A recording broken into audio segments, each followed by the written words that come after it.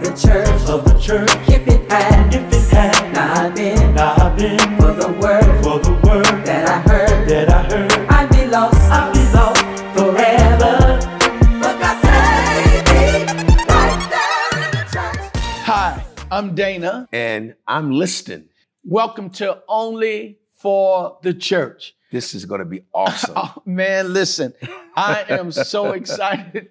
I am so excited, Liston, because, you know, we have all kinds of conversations. Correct. Based on things that we hear that involves the church, and we hear people that are not even involved in the church. Correct. Giving their critique and so-called expertise about the church. But we thought about that people in the church that have been in the church for quite some time, doing ministry especially, like you and I, we need to say some things that is only for the church. Well, not only that, Dana, there's so many topics that are not really being broached properly. For example, marriage, relationship. And I'm revisiting in my mind, is marriage for me? I know it's for you, but is it for me?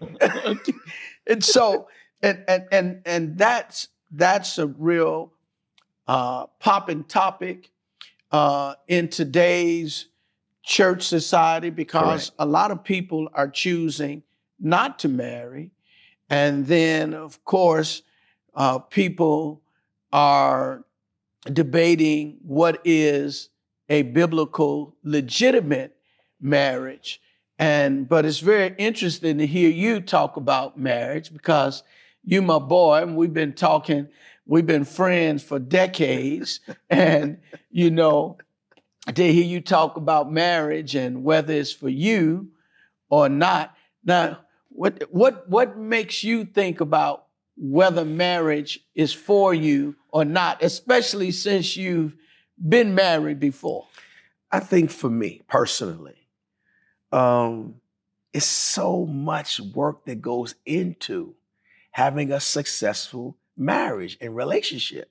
And I think being in one and it not working because you're so driven doing what we call ministry, or ministering to people, or sacrificing our own happiness to see other people fulfilled.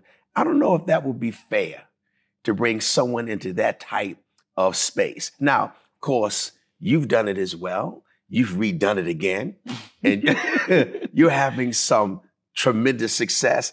I just don't know if it's fair, or maybe we need to rethink about biblical marriage versus church institutionalized marriage within our denomination or reformation.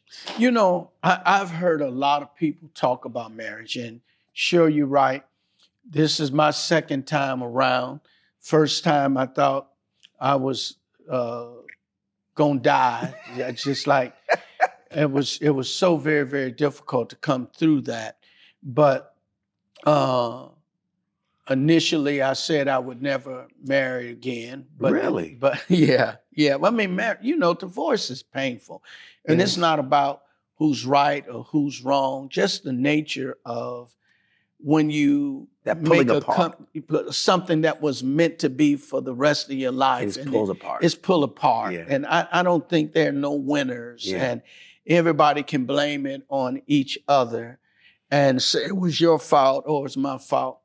But there's no winners. And I think both people lose in those situations. And you have to really, really learn from that failure, because that's a huge failure, because it adjusts your future. It does. You know, and so if you've been working towards a certain future and now that future is dissipated and it disappears, and now you just like, which way do I go? You have to reestablish yourself Yeah. all over again, financially, Yeah.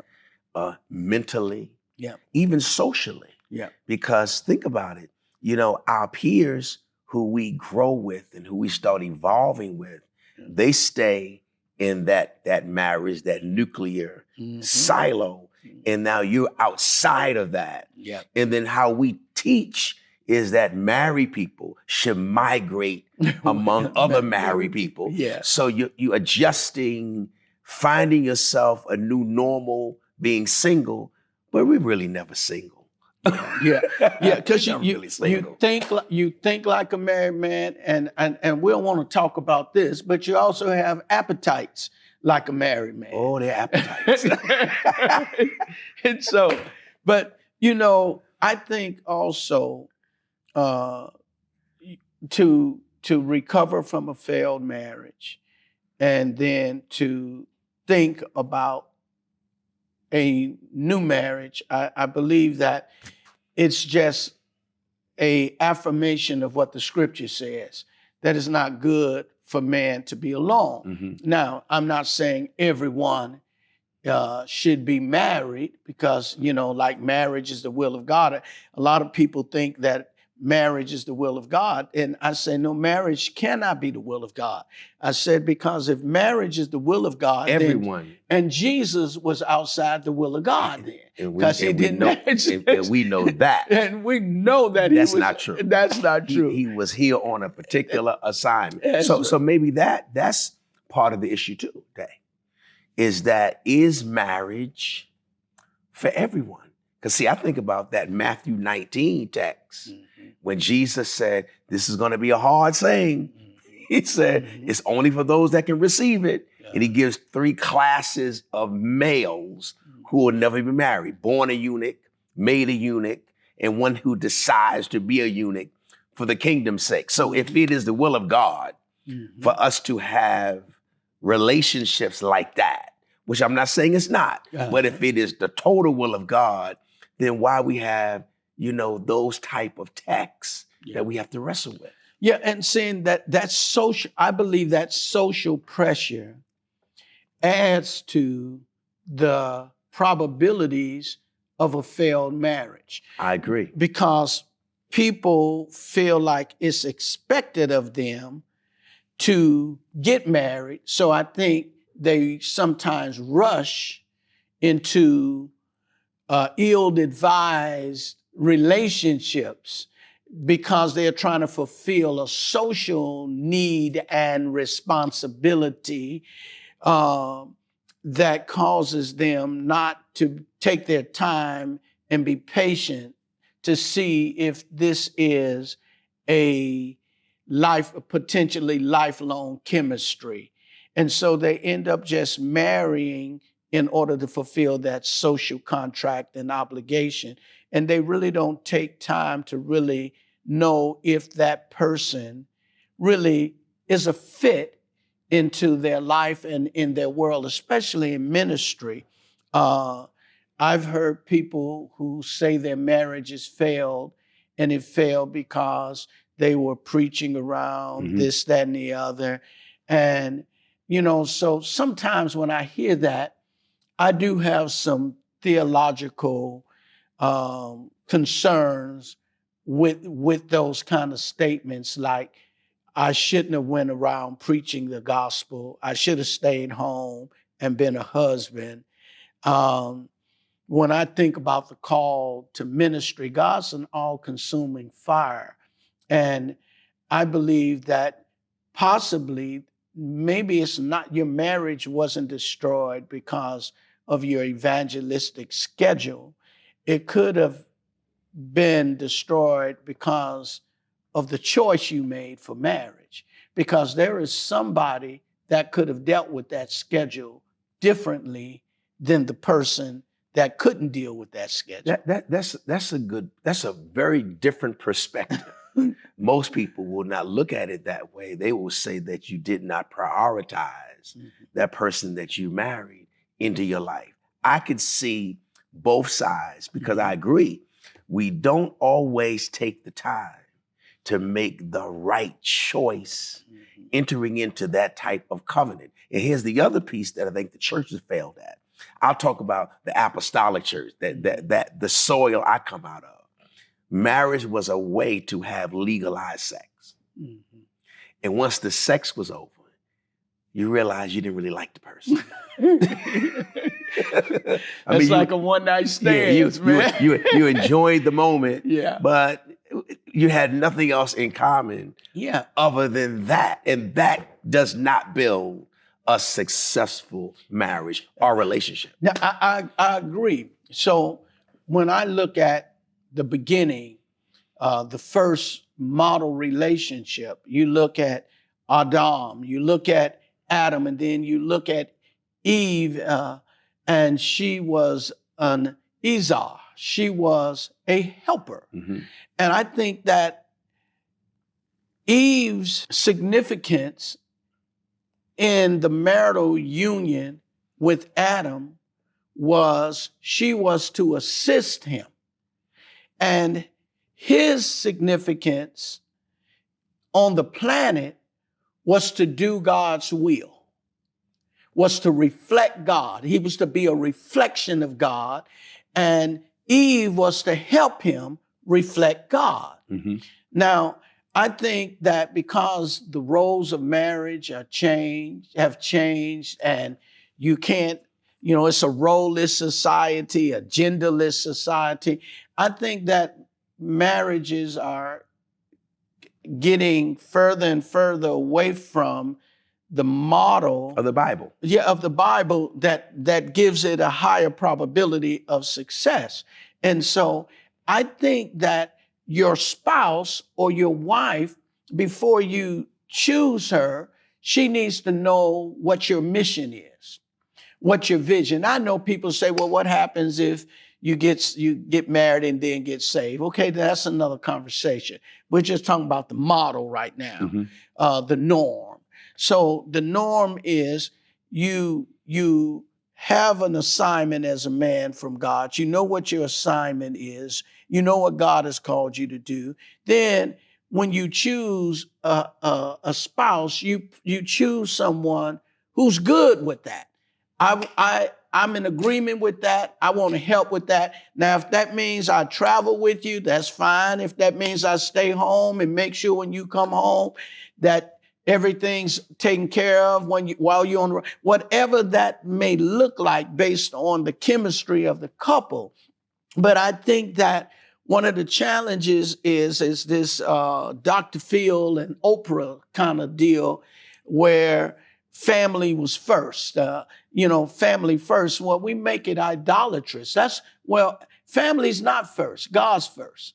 And then when you look at that, Adam put family first, and you see what happened to humanity. Well, that's the theology that's being purported. Yeah. That before you had an actual ministry or an assignment or a call for God, you had a family. Mm-hmm. And we're saying that's incorrect. Yeah. You had a purpose, you had a mission, you had an assignment, and the spouse is to help you and assisting you to fulfill that. But see, here's the other problem, Dana, in my opinion.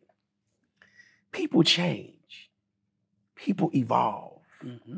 What I wanted at 25 is not what I want at 62. I agree. We change, our appetites change, our desires change. Now, there's a core belief system that should be intact. But there's some things ancillary that do change with us as we get older, as we start developing. And many times, if you get the wrong person, they don't evolve with you and develop with you. Yeah. And it becomes conflicting. And then to add insult to injury, our personal theological preferences convolute the whole conversation. And now we're staying in something that we could have identified, this is really not going to work. And we could have cut our losses. No one wants to talk about that because once you invest 25, 30 years into anything, there should be some return. Yeah. Other than a death, which divorce is nothing but death. Yeah. I do this thing, Paige, called the business of marriage. And I tell people that marriage is a business. And if you don't think it is, then get a divorce and And see, you'll see. and you'll see. You'll see. It's a business, and just like you vet your business partners, you need to vet your marital partner. Have you ever wondered why some relationships just work, while others feel like an uphill battle? The truth is, there's a real business to relationships, a formula to make them strong, fulfilling, and resilient. And Dr. Dana Carson's The Business of Relationships will show you how. Imagine turning every relationship in your life, whether it's a marriage, a friendship, or even a professional connection, into a source of strength and growth. Imagine knowing exactly how to communicate, resolve conflict, and build a foundation that's unshakable. This isn't just advice, it's a blueprint for success in every area of life. Dr. Carson combines powerful insights with easy, practical steps that anyone can apply. Don't wait. Click the link in the description or scan the QR code for an exclusive offer on The Business of Relationships. Invest in what matters most. Start transforming your connections today for a life that's richer, stronger, and more fulfilling. Paul said marriage is trouble in the flesh. Right. And it is. Marriage is very difficult, but like there's so many issues. I like certain things, you like certain things. Now, we settle on those things, we become good with each other differences, and then we evolve. That's right. Now you just have learned to cater and accept my difference, and now I'm different than my difference, and you got to evolve with me. I mean, it's a lot of hard work. And so when you say to me, you thinking about marriage or should you remarry, that's a big piece, because I know there's a part of you that's lonely, and there's a void that you want to feel. And the older we get, I think that void becomes more pronounced. Yeah. And you start thinking about who's there, because Mortality. yeah. Because yeah. as you get older, physically, Mm-hmm. you can't do what you used to do. You don't have the energy that you used to have. And you need more affirmation verbally Yeah. than you did when you were younger. And the pillars of your life, like you're so very, very fortunate. Now, I would call you little brother because you 1 year younger That's than right. me. That's right. That's but right. you have the benefit and pleasure and the opportunity. Your mom and dad is still alive, Mm-hmm. but we're only a year apart in age. But my parents been deceased. Yeah. And so I'm saying that's another piece. As you get older and the pillars, my two brothers are deceased. I Yeah. only have one biological sister that's left in my nucleus family, Yeah. nuclear family. And so when you're getting older, then you asking yourself, who's there? Who's going to be there? Who's going to be there? And why they're there. Yeah, and why they there? Because Yeah. see, why they're there, for me, becomes a big reason to let people into this space that we have created. So mortality is at the top of my list. Yeah. I don't think I'm gonna expire anytime soon. But there's a great possibility. Yeah, that's right. and it is. and who do you leave the things that you have successfully been able to accomplish to, other than your children? You want to have another significant person in your life, travel with, see the world with, at this particular point where you can go not for ministry, you can actually afford to go to Europe if you want to, stay as long as you want, and it's not a ministry trip. That's right. And see, and the older you get, you want a friend. Yep. You don't. You get a certain age, you don't even want a sex partner. Mm-hmm. You know, of course, that's good, but Very good. yeah, that's good. And so, but you want something that's more meaningful than just the physical, sexual Correct. relations, and because you're getting older, and so I get it. I'm married, and when I remarried, the driving and compelling force that had me remarry in the interim was that I had 3 small kids. Wow. And I had 3 small kids, and I didn't want to raise them by myself, even though we had shared custody. When they were in my world, I wanted them to have the a family maternal environment. family That nuclear family environment. Yeah. I understand.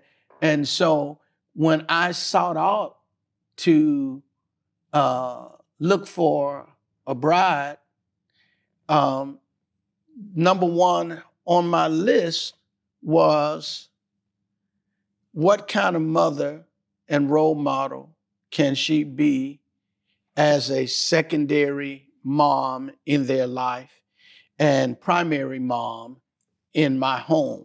Mm-hmm. And so that person had to feel and foot that bill.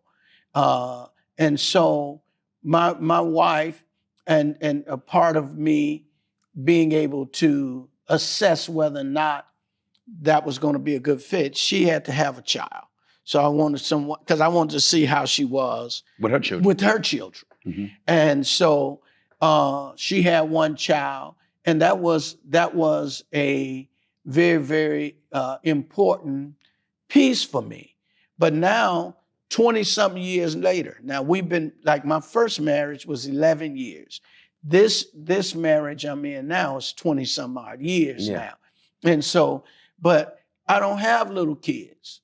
I have all grown kids, all of our kids. I'm an empty nester, in theory.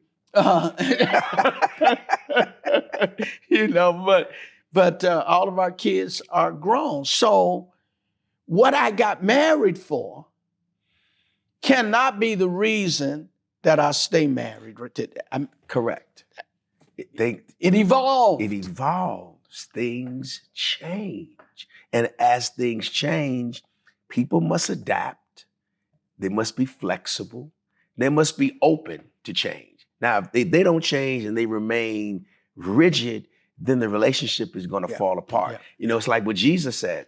You can't take new wine and put in old wine. and put in old wineskins because the old wineskin has no more elasticity. It doesn't have the capacity to change. And we are changing creatures. All the time. Changing creatures. All the time. And so there is a real essence of being unpredictable.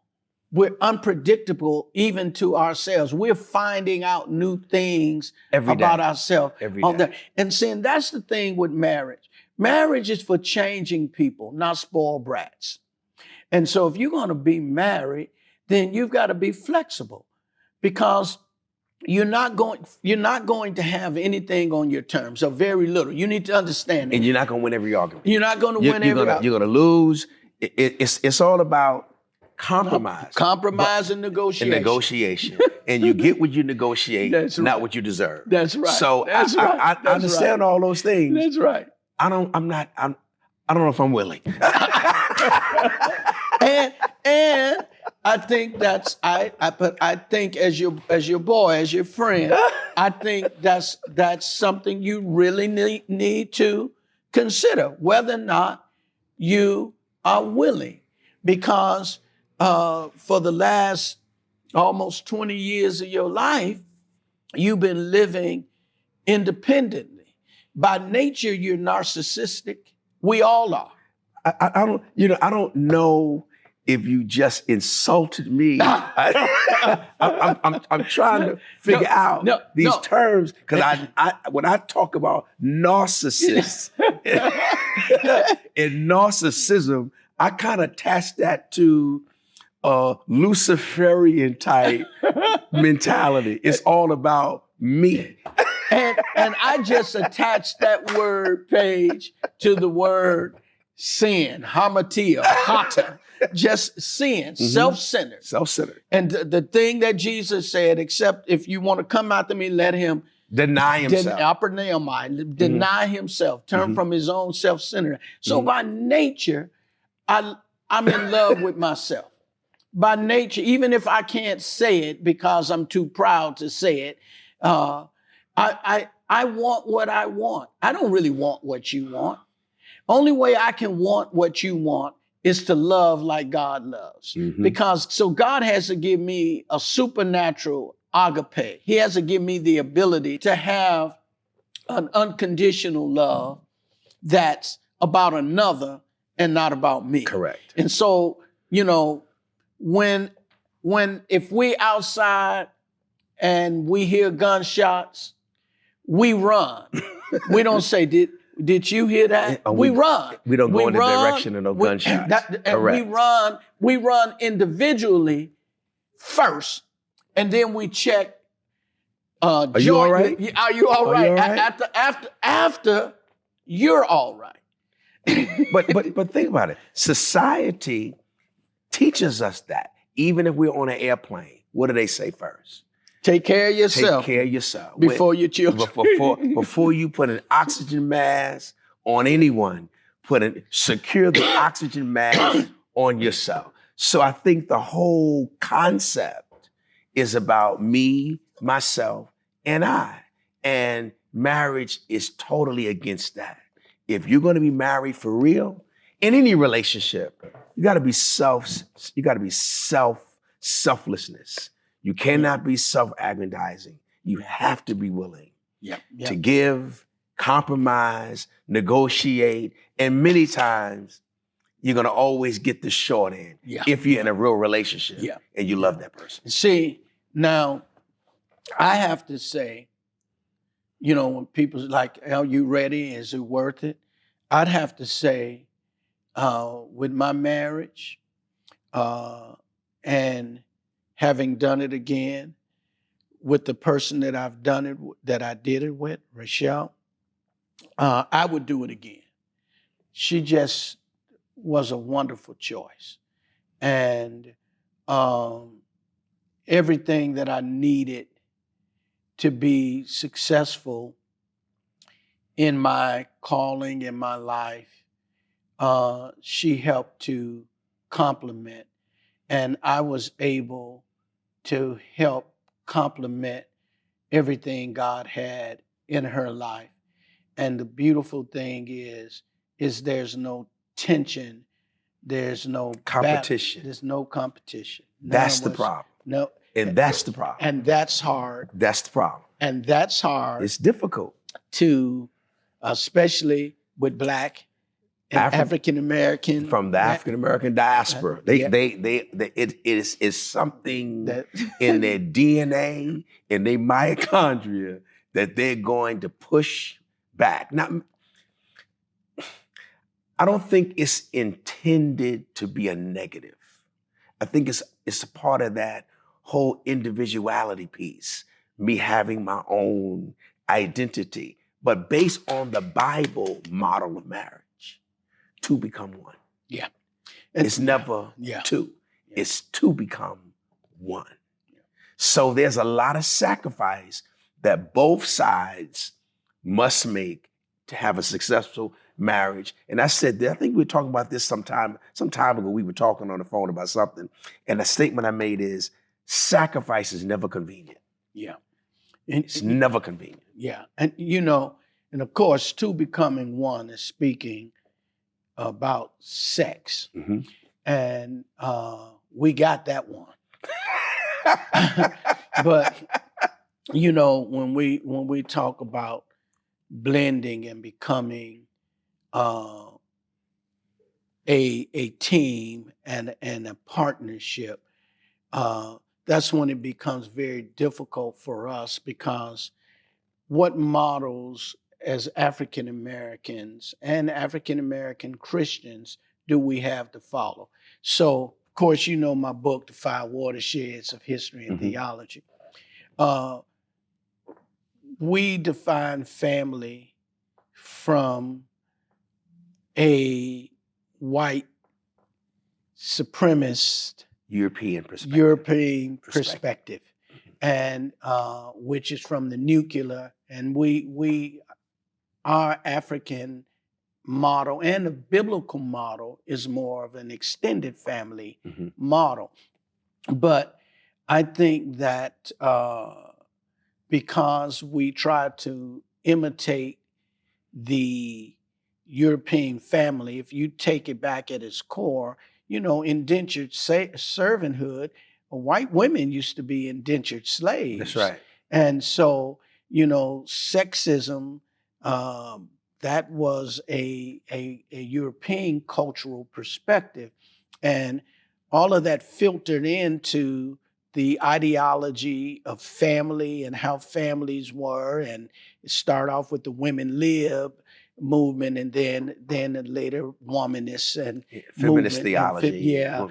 But I'm saying all of that was packed in how they perceived and defined and executed family. But I believe that if we would take the biblical model, which is more of an African Asiatic perspective, I think that we would probably find a better footing to have the potential of having a more egalitarian marriage that honors both people, because you could see what kind of honor Adam had for Eve in the fact that she could influence him. To that degree, he would not listen to God. Right. He didn't slap it out of her hand. Eat this. Slap. He ate. Yeah. And so that in and of itself tells you about the level of intimacy and trust and relationship that existed between that man and his wife. And nonetheless, he was the head of household hut. But it wasn't androcentric the way the Europeans have presented it. Right. And that becomes the problem. Right. That we tend to be so androcentric in marriage that headship means you're subservient to me. And that is not true headship. Yeah. And and what's powerful, Paige, is that it was God who said to Eve that your desire to be your husband should be to your husband, not Adam. Adam didn't say, listen, next time, it was God.